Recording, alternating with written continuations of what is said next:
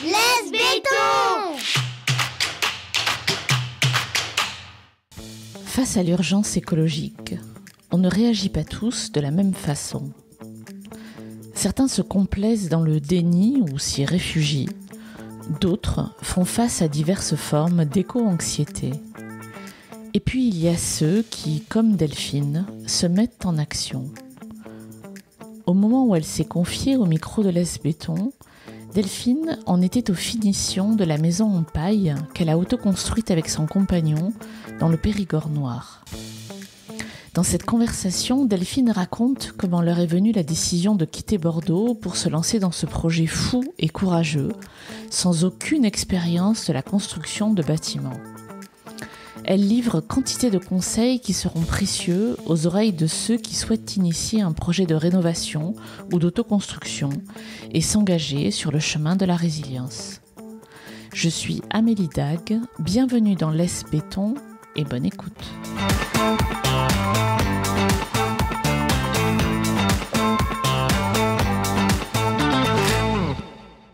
Bonjour Delphine. Bonjour Amélie. Delphine, tu as fait le choix, un choix de vie tranché. C'est ce que tu annonces sur ton blog qui s'appelle Artisane de ma vie. Et j'aimerais savoir en quoi ton choix de vie est tranché. À mon sens, il est tranché parce que il a pour objectif de se libérer le plus possible en fait du système, si tant est que ce soit possible. Mais en tout cas, de sortir le plus possible du système économique dans lequel on est tous inscrits. Waouh, voilà. Ça c'est tranché quand même, effectivement. Donc raconte-moi, vous avez quitté Bordeaux, c'est ça ? Oui. Pour vous installer dans le Périgord noir. Tout à fait. Est-ce que tu peux m'expliquer comment s'est fait ce changement, d'où est venue cette intuition-là qu'il fallait que vous partiez ? Raconte-moi. Je sais pas s'il y a eu exactement un événement marquant. Il y a eu une prise de conscience progressive et brutale à la fois de la situation écologique dans laquelle on se trouve, de la gravité de cette situation. Me concernant, c'est arrivé au moment de la naissance de ma fille, en fait, donc en 2012.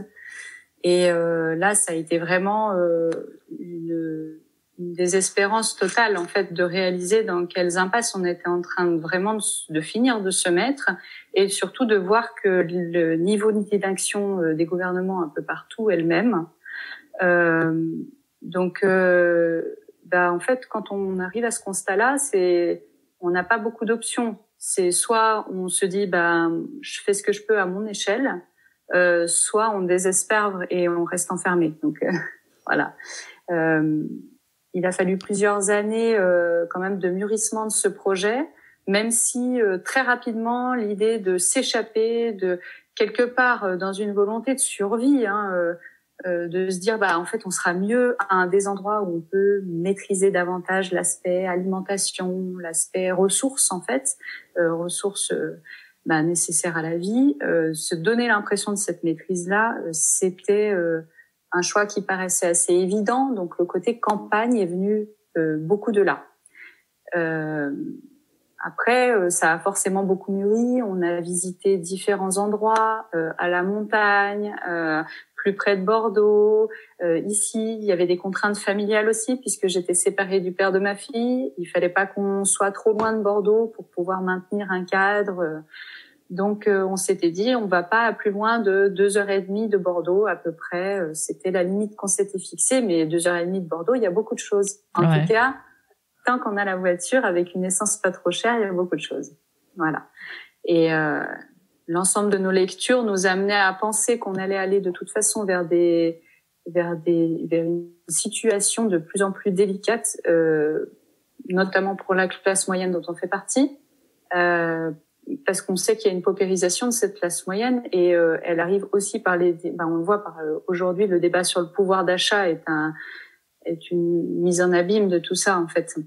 Voilà, donc on est vraiment parti dans ces réflexions-là et quand on a visité sur différents sites. On avait établi tout un cahier des charges vachement précis de ce qu'on voulait et de ce qu'on voulait pas surtout. Par exemple, on voulait pas qu'il y ait de grands champs cultivés et donc traités aux pesticides juste à côté du lieu qu'on achèterait. On voulait une surface minimum parce qu'on avait regardé ce qu'il fallait un petit peu pour pouvoir cultiver à notre échelle et avoir peut-être de l'autonomie en termes de légumes et de fruits, même si on sait qu'on l'aura pas sur d'autres éléments.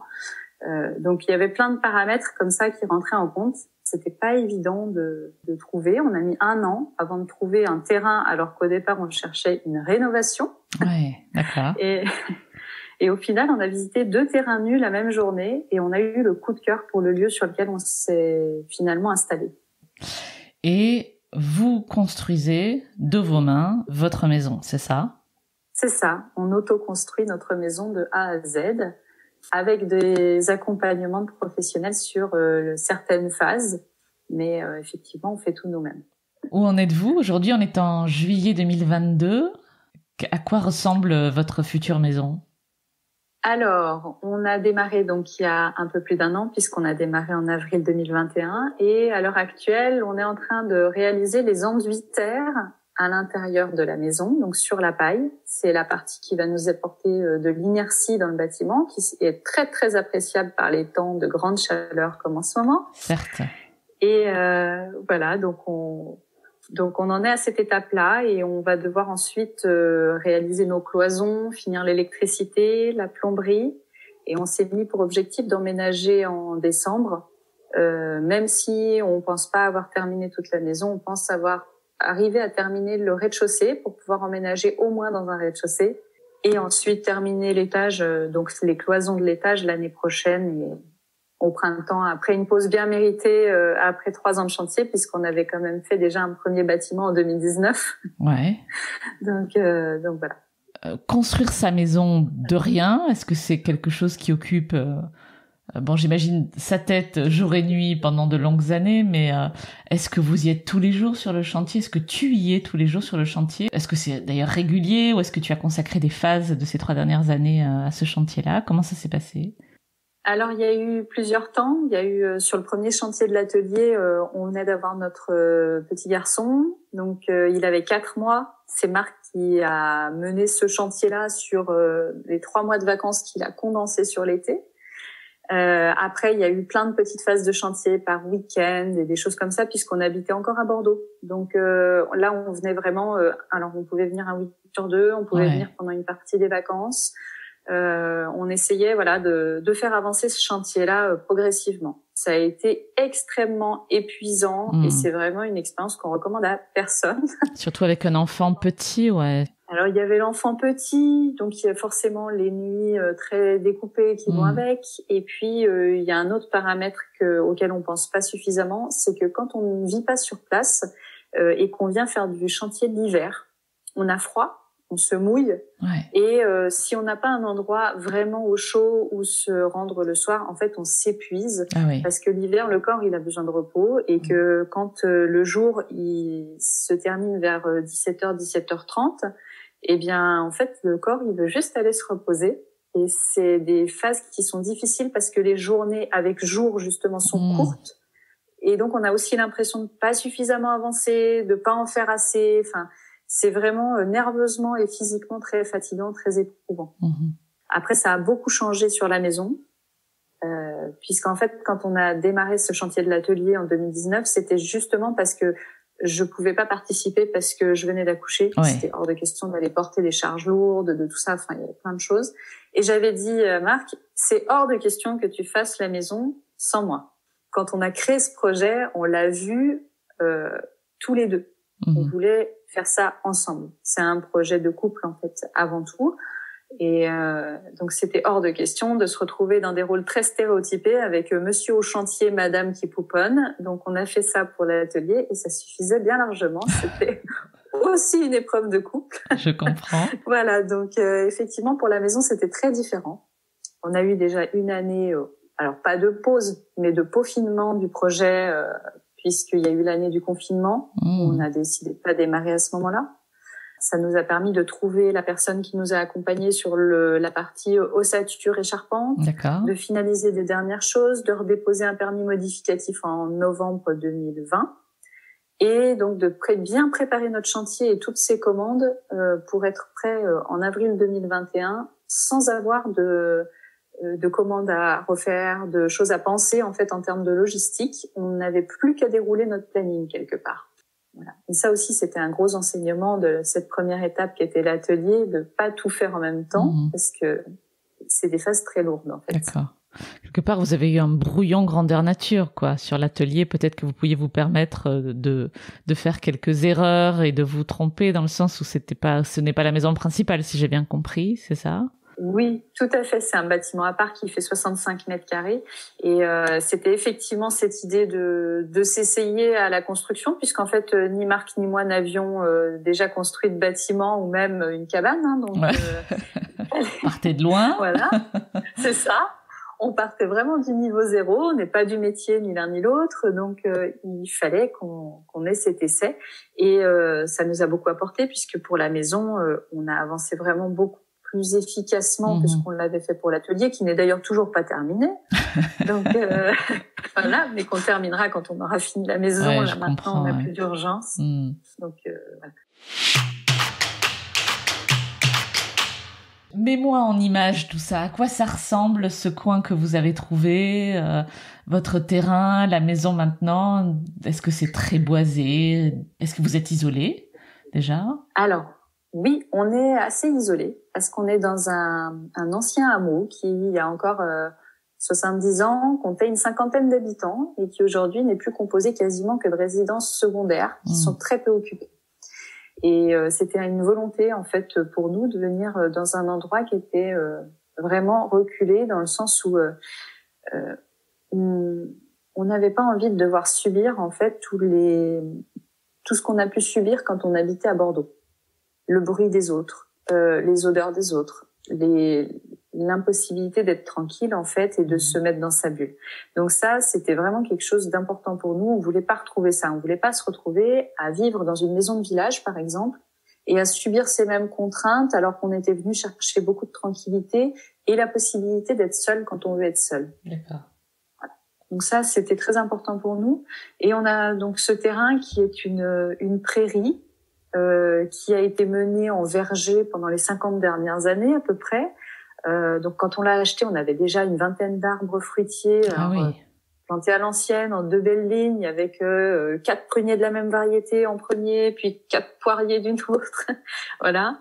Et donc il y avait une vingtaine de fruitiers sur cette prairie qui comptait à peu près 5000 mètres carrés et qui est entièrement entourée de forêts, mais c'est des dizaines d'hectares de forêt autour, de la forêt de feuillus, forêt naturelle, pas plantée. Donc c'est du chêne, du châtaignier, du merisier, voilà, c'est vraiment une belle diversité et on est en ligne de crête.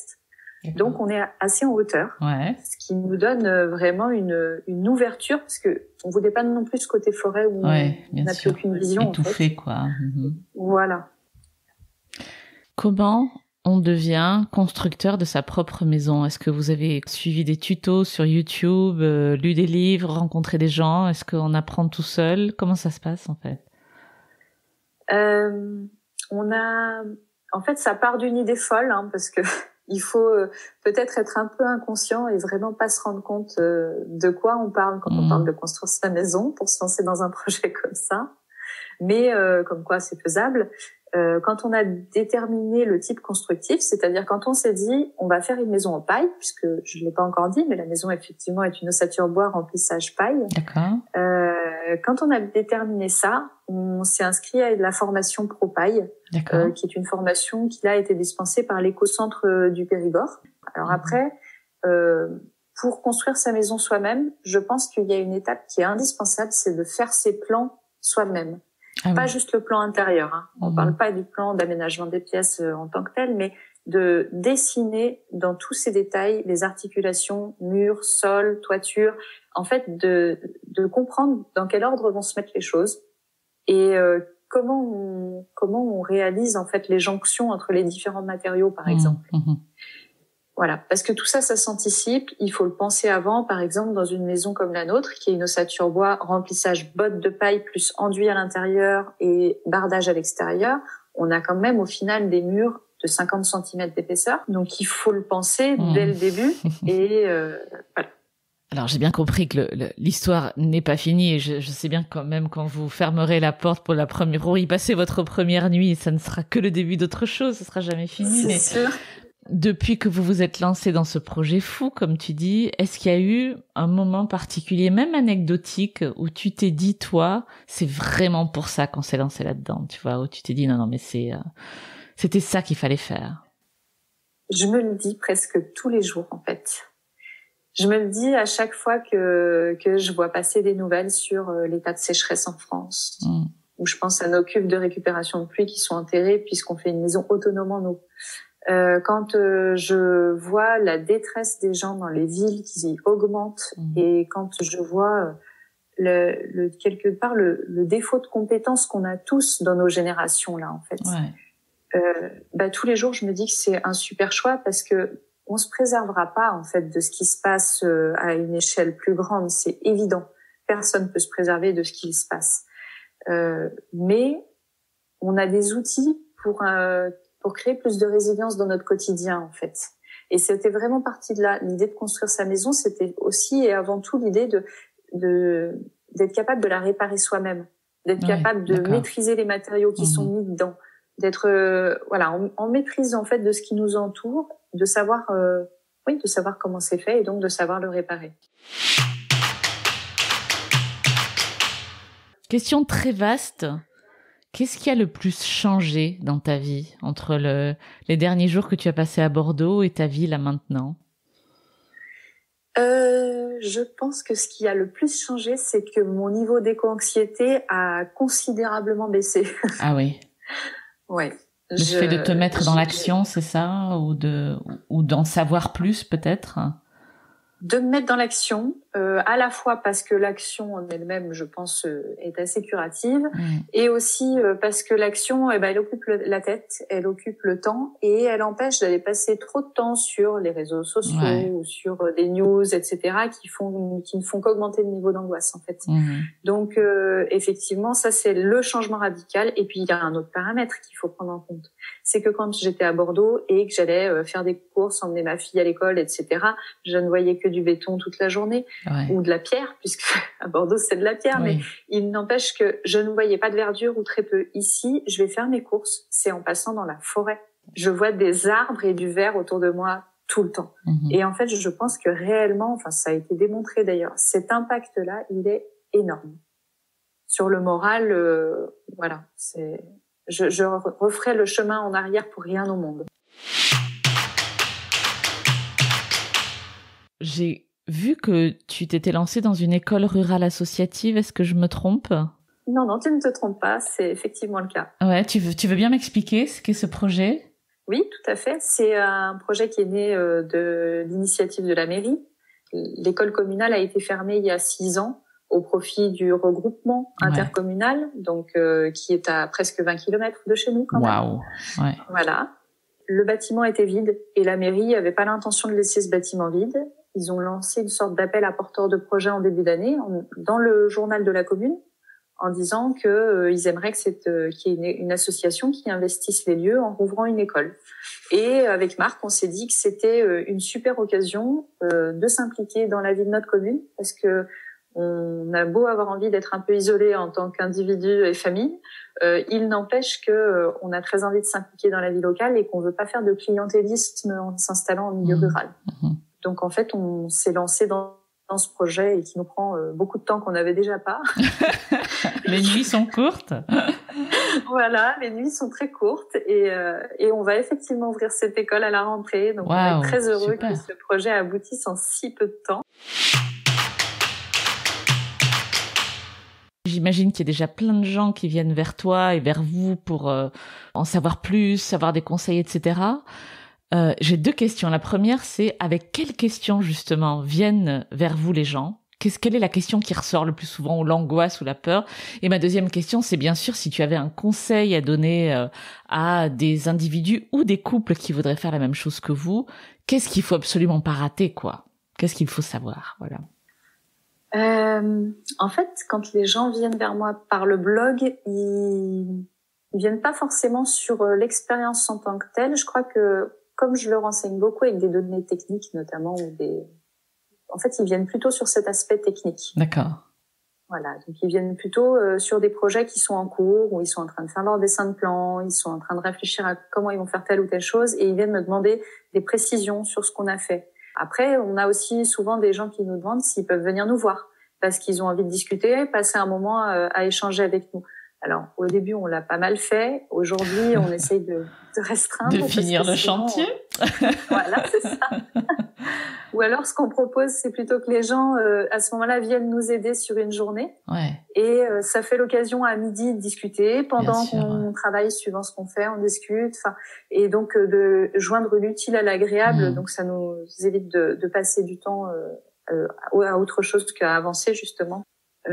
Moi, il y a un conseil que je peux donner aux gens qui se lancent sur des chantiers comme ça un peu longs, c'est de fractionner les tâches. Vraiment sur l'organisation, sur le planning, affiner jusqu'au plus petit pour arriver à vraiment doser le temps correctement et se faire une idée plus juste du temps qu'on va passer à une tâche. Parce que quand on pense qu'on va y passer une semaine et qu'en réalité on y passe 6 mois, waouh, c'est pour le moral, c'est difficile. Oui, bien sûr. Ouais. Il faut être, je pense, raccord sur les valeurs qu'on met dans le projet. Quand c'est un projet de couple, effectivement, ou à plusieurs, c'est indispensable d'être raccord sur les valeurs. Il y a énormément de moments pendant lesquels on est obligé, ou pas, de faire des compromis. Et quand on choisit de pas faire le compromis, ça peut vouloir dire beaucoup plus de temps à passer ou un budget supplémentaire à mettre. Ouais. Nous, par exemple, on est totalement raccord avec Marc sur la dimension écologique, donc sur notre choix de matériaux, sur les émissions de COV dans l'air, sur toutes ces choses-là, en fait, on sait qu'on lâchera pas. Ça serait très facile, en fait, d'avoir des énormes clashs de couple quand il y en a un qui veut lâcher parce qu'il veut aller un peu plus vite et l'autre qui veut pas pour des raisons écologiques, sanitaires, etc. Ouais. Et ça, vraiment, se mettre d'accord au début, ça me paraît fondamental. Et ça, vous l'avez fait comment? Vous avez parlé, vous avez écrit, comment ça s'est passé pour vous? En fait, on avait déjà un quotidien qui était aussi engagé que possible. Ouais. Et pour nous, l'écologie, ça fait longtemps que c'est pas une variable d'ajustement, mais que c'est la base même de notre quotidien. Et c'était hors de question pour nous d'imaginer faire une maison avec des matériaux conventionnels qu'on sait mauvais pour la santé. Donc non, ces décisions-là, pour nous, ça a été assez évident en fait d'aller vers ce type de choix-là. Un conseil que je peux donner à des gens qui auraient envie de construire ou même de rénover, c'est de faire attention au lieu dans lequel ils pensent se loger durant leurs travaux. Parce que quand les travaux durent, passer un hiver dans le froid, c'est une chose, en passer 2 ou 3, c'en est une autre. Avec les enfants, c'est pas aussi facile non plus que sans les enfants. Enfin, il y a une notion de confort qui peut se trouver dans des petits espaces. Il n'y a pas besoin d'avoir une grande surface pour ça, mais en tout cas, il y a vraiment une vraie question autour de ça, parce que ça rajoute de l'inconfort en fait et des difficultés d'être dans des environnements difficiles. Tu parlais de tes enfants tout à l'heure. Alors le petit, j'imagine, il a quasiment connu que ça, mais ta fille, comment vit-elle les choses? Est-ce que tu la vois évoluer par rapport à ce projet-là? Elle qui connaît bien la ville, voilà, quelles sont ses réactions par rapport à ça? Alors elle est emballée et absolument ravie parce que c'est une enfant qui a toujours aimé aussi être dehors. Donc elle a quoi, 10 ans, hein, c'est ça? Tu disais 2012. Elle a 9 ans, elle va avoir 10 ans en fin d'année. D'accord. Elle est ravie. Elle aime venir donner un coup de main quand c'est possible, même si elle reste pas concentrée très longtemps. Donc après, elle part vite faire autre chose. Ouais, c'est compliqué, ouais. Après, elle aime cet espace de liberté. Donc elle est comme un poisson dans l'eau. Elle est dehors tout le temps et en fait, ça lui plaît énormément. Elle a grand hâte. Elle arrive à se projeter parce qu'elle a quand même un âge où maintenant, elle est capable de se projeter dans sa future chambre, de nous dire mais moi ça, je voudrais comme ça, comme ça. Enfin, donc elle apporte ses petites touches aussi, et on l'a fait participer à la réflexion sur les futurs aménagements, sur tout ça. Donc d'ailleurs, ils ont modifié au final un petit peu le plan puisqu'ils nous ont rajouté une sorte de petit espace mezzanine qui va être dédié pour eux. Donc voilà, on fait avec eux. Mais après, le petit aussi, en fait, il a toujours baigné dans les travaux, mais il est toujours en train de nous en parler. Il appelle le chantier la maison paille. Ah oui. On va à la maison paille. Voilà, c'est son. C'est joli. Qu'est-ce que tu as appris sur toi-même depuis que vous êtes embarqué dans ce projet de fou? Que je suis capable de beaucoup plus de choses que ce que j'aurais pensé à un moment. J'ai appris tellement en peu de temps. C'est moi qui ai monté tous les murs de la maison, par exemple.